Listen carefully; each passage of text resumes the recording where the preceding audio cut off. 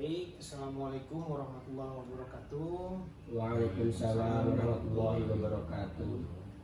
Baik, Bapak-Bapak sekalian hadirin yang saya hormati, pertama-tama marilah kita panjatkan puji syukur kehadirat Allah Subhanahu wa taala di mana yang telah memberikan nikmat sehat pada hari ini, dan juga tidak lupa juga salawat serta salam kepada junjungan Nabi besar kita Muhammad SAW.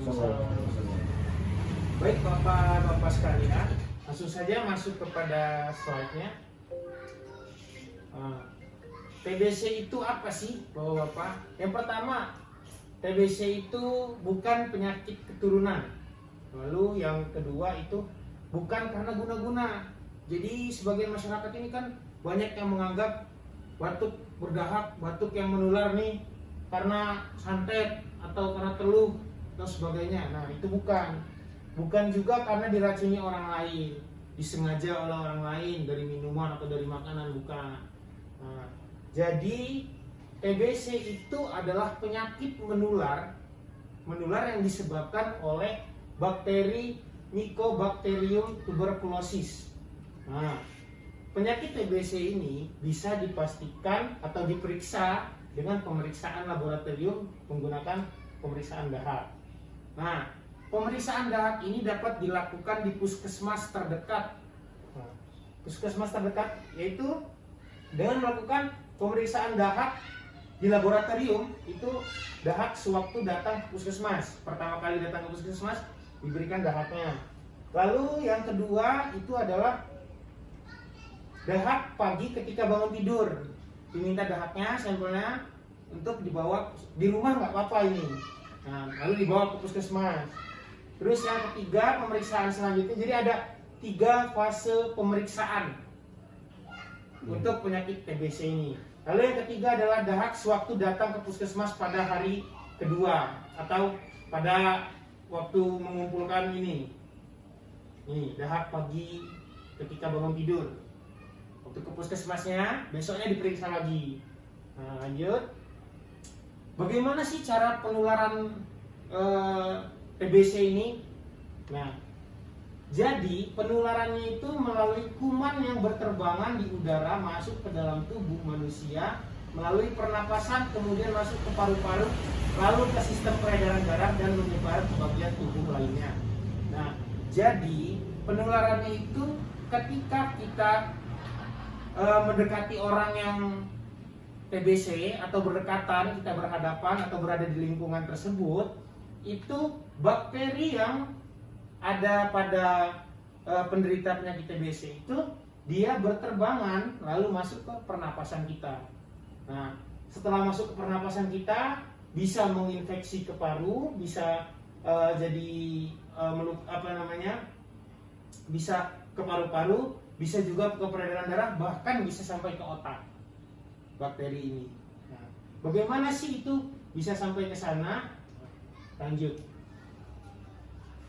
Ini lanjutnya ke gejala-gejala penyakit TBC. Nah, gejala-gejalanya itu yang pertama adalah batuk terus-menerus, batuk berdahak selama 3 minggu atau lebih, bahkan sampai bertahun-tahun, bahkan setahun bisa juga.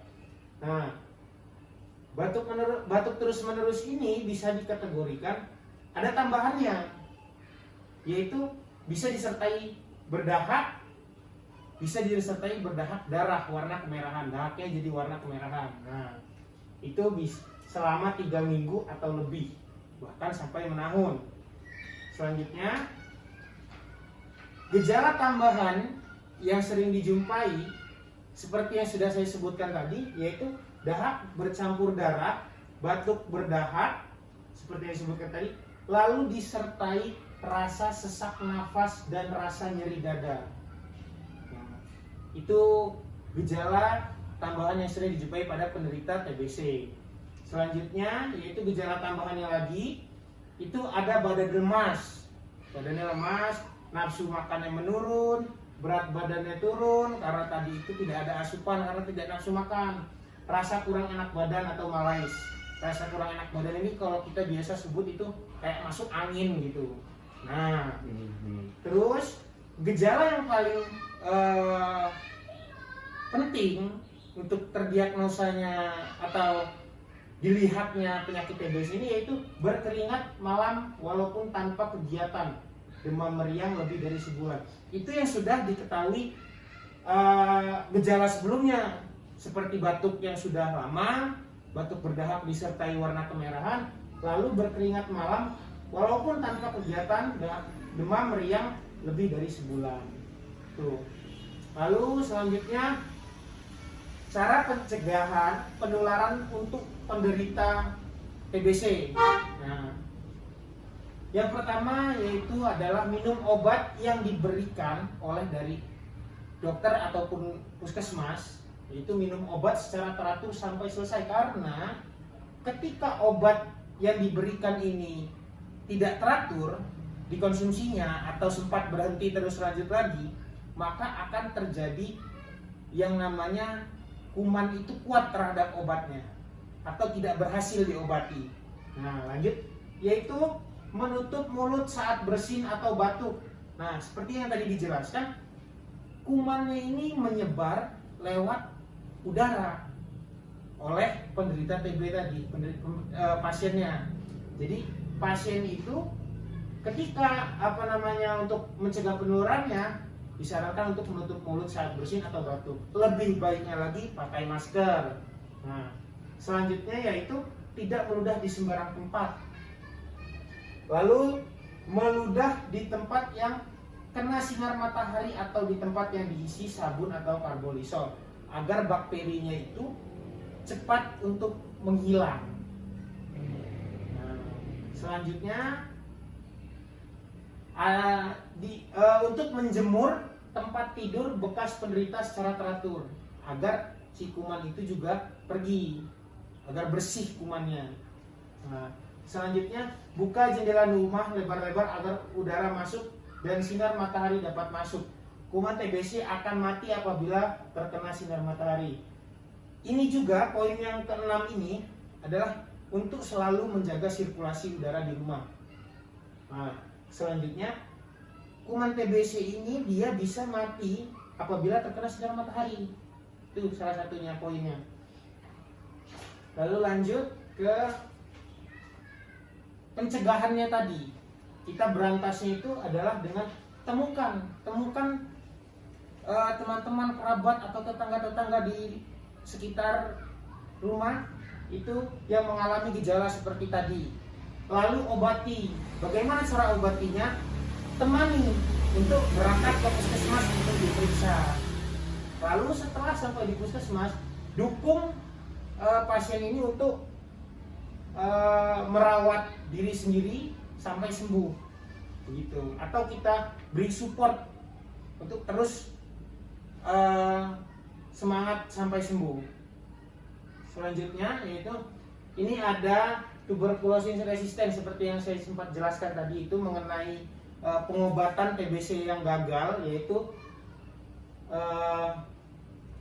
dengan diberikannya OAT atau obat anti tuberkulosis. Nah, jadi pemberian obat anti tuberkulosis ini jika tidak dikonsumsi secara teratur, maka akan terjadi namanya MDR-TB atau multi drug resistant tuberculosis.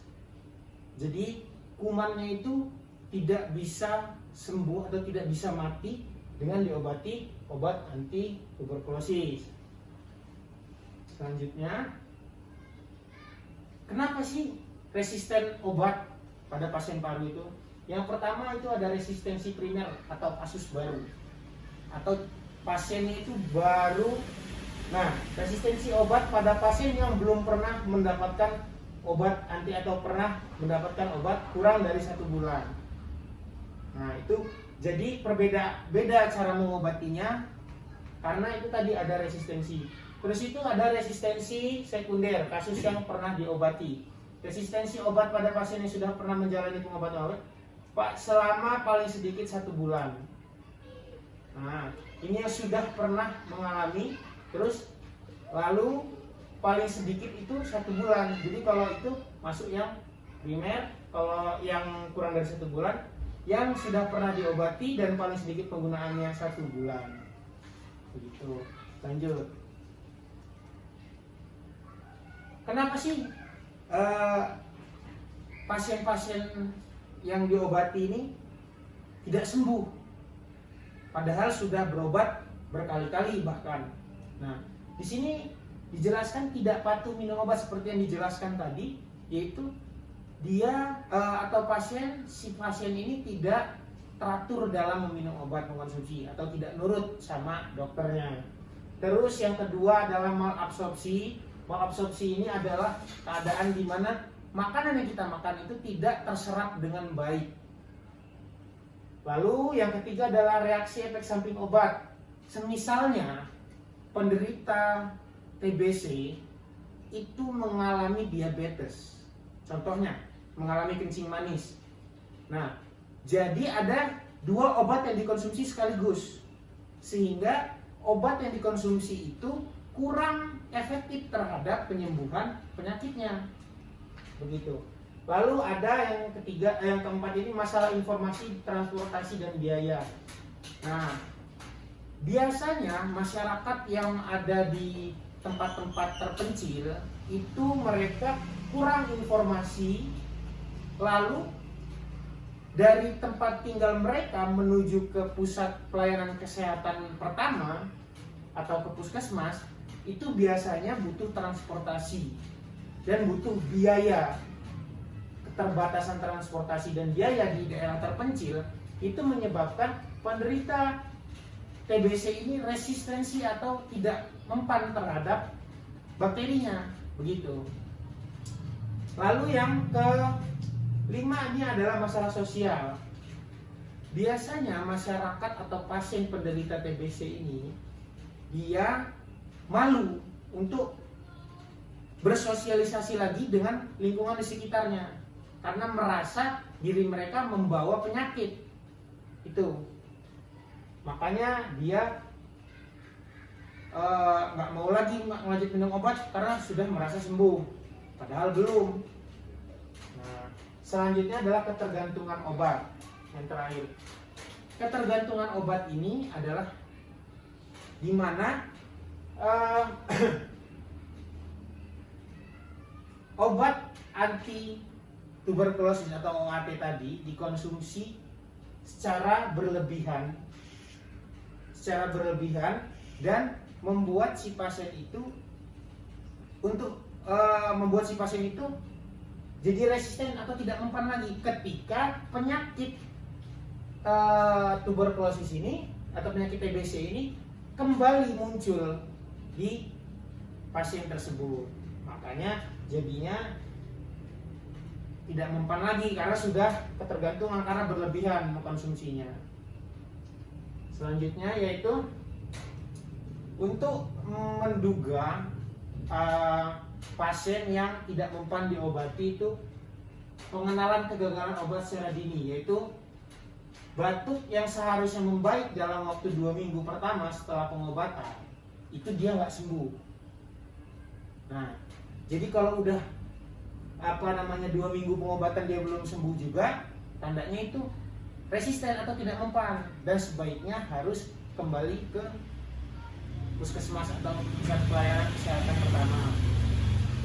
Lalu tanda kedua kegagalan yaitu seputum tidak konversi, batuk masih ada atau berulang, demam masih berlanjut, keringat malam hari dan tidak ada kenaikan berat badan. Ini tanda kedua kegagalannya itu adalah di mana pada pemeriksaan lab, pada pemeriksaan laboratorium itu seputumnya tidak konversi atau seputumnya masih tetap seperti pemeriksaan yang pertama, pemeriksaan yang di minggu kedua ini. Nah, pemeriksaan setelah diberikan obat. Lalu batuknya masih ada, si pasien itu masih batuk-batuk dan berulang bahkan. Lalu selanjutnya ada demam. Demamnya itu belum hilang juga walaupun sudah diobatin selama 2 minggu. Terus keringat pada malam hari yang tadi tidak beraktivitas tapi masih berkeringat malam hari itu masih ada juga setelah pengobatan. Dan yang terakhir tidak ada kenaikan berat badan dan masih kehilangan nafsu makan. Lalu selanjutnya yaitu lama pengobatan. Untuk pengobatannya ini yang sudah pernah gagal atau tadi kegagalan resistensi untuk pengobatan penyakit TBC ini, yaitu masuk ke fase intensif. Nah, di fase intensif ini ditentukan berdasarkan hasil hasil dari pemeriksaan laboratoriumnya, lalu lama minimal yang direkomendasikan. Biasanya untuk fase intensif ini yaitu diberikan setidaknya selama 2 bulan. Nah, lalu ada fase lanjutan. Fase lanjutan ini adalah di mana pasien yang sudah pernah menderita TB lalu muncul lagi, itu fase setidaknya selama minimal 4 bulan, maksimal sampai sembuh. Nah, jika keseluruhan lama pengobatan itu selesainya itu 6 bulan pengobatan setelah diperiksa kembali di laboratorium. Terus perpanjangan 8 sampai 9 bulan bisa dilakukan pada pasien dengan lesi paru yang berat dan luas. Atau ini perpanjangan 8-9 bulan ini bisa dilakukan pada pasien yang mengalami infeksi yang berat, yang sudah tersebar di paru-parunya. Lalu pesannya terhadap masyarakat sekitar kepada bapak-bapak yang hadir di sini, itu jangan kucilkan mereka penderita dengan berobat teratur penyakit TBC dapat disembuhkan. Jadi kita mendukung mereka, mendukung secara moral untuk terus melakukan pengobatan agar sembuh, penyakit TBC itu dapat disembuhkan. Jika ada gejala-gejala TB, segeralah minta bantuan klinik lain sakit terdesak. Di sini pada pengobatan TBC di puskesmas terdekat itu sudah gratis bila Anda berobat ke puskesmas. Obat di puskesmas untuk TBC itu gratis. Jadi jangan khawatir jika Anda menemukan pasien atau masyarakat sekitar tetangga yang mengalami gejala-gejala yang seperti tadi disebutkan. Lalu selanjutnya yang terakhir di sini, saya sebelumnya mohon maaf bila ada kesalahan kata kepada bapak-bapak sekalian. Dipersilakan, mungkin ada yang masih belum jelas tentang penyakit TBC ini, dipersilakan untuk bertanya. Pak, ingin bertanya, boleh? Silakan. Sebenarnya tadi saya udah memperhatikan sih Pak, batuk-batuk, gejala batuk TBC. Cuman apa sih yang membedakan banget sama batuk TBC sama batuk-batuk yang lain, batuk pilek, batuk apa gitu? Baik Pak, untuk penjelasan batuk itu banyak jenisnya, banyak yang menyebabkannya, jenis-jenis yang menyebabkannya, faktornya banyak. Ada yang dia karena paru-parunya terisi air, ada yang di tenggorokannya luka atau iritasi atau infeksi, ada juga yang memang penyakit keturunan, dia sensitif terhadap debu, itu juga bisa batuk. Ada juga yang karena dia kebiasaan merokok, ada juga yang karena dia terbiasa di tempat tambang. Nah, itu untuk membedakannya dilakukan pemeriksaan di laboratorium. Nah, jadi untuk menentukan bedanya batuk itu, secara kasat mata batuk sama, tetapi untuk membedakannya perlu dilakukan pemeriksaan laboratorium. Begitu Pak. Jadi kalau misalnya kurang lebihnya seperti tadi gejalanya, ada batuk terus menerus, batuk berdahak disertai darah, lalu berkeringat di malam hari, walaupun kemungkinan tidak ada penyakit TBC, tapi alangkah baiknya dilakukan pemeriksaan karena di puskesmas pun gratis. Begitu. Untuk bapak yang lainnya mungkin ada? Cukup ya? Sebaik Pak. Kalau putus obat gimana? Yang bertanya dong Pak, Ya. kalau putus obat gimana dong? Jadi begini Pak, untuk keadaan putus obat itu atau tadi yang resisten itu akan diulang kembali pemberian obat dari awal lagi dilakukan dan dosisnya pun ditambah agar bakterinya itu terbunuh sampai mati begitu. Lalu untuk putus obat sampai selesai sembuh itu sudah dijadwalkan atau tadi maksimal sampai 9 bulan itu akan dilakukan pemeriksaan laboratorium kembali. Jadi setelah keluar hasil labnya baru dinyatakan sembuh, selesai minum obat begitu. Itu saja. Mungkin ada yang lain? Cukup mungkin? Cukup satu Pak. Baik, saya cukupkan sampai di sini. Pada Bapak sekalian terima kasih telah hadir dan bisa untuk menyimak dan mempelajari sedikit ilmu dari saya. Saya juga memohon maaf kepada bapak-bapak hadirin sekalian bila ada kesalahan kata, bila ada sekata-kata yang kurang enak terdengar. Dari itu saya akhiri. Wassalamualaikum warahmatullahi wabarakatuh. Waalaikumsalam warahmatullahi wabarakatuh. Asik dong.